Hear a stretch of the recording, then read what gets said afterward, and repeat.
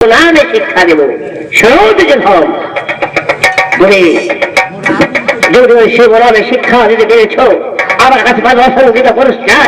আর যদি শিবনামে শিক্ষা তুমি না দিতে পেরেছ তাহলে আমি তোমাকে প্রাণ করে চলতে পারবো। আমার কথা শুনবে না, এদের চাপটি লাল করে দিব না। যাও বুঝে হোক আমার পুত্র 15,000 হলকে নিয়ে যে তুমি সেই বউনামে শিক্ষা দাও। বেশ, আমি তাই যাচ্ছি মহারাজ, তাই যাচ্ছি।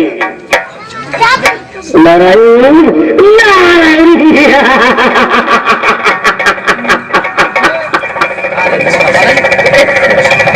নারায়ণ আমার রাজ্য থেকে কিছু আমচ্ছেদ করে দিয়েছি।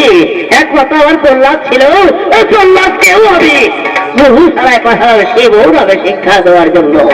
আজও দেখতে চাই নারায়ণ বিহার কত ধারণ করা থাকবে একটিবার যেন তোমাকে পাই তোমার বুকে রক্ত আমি চুপ চুপ করে পার করবি।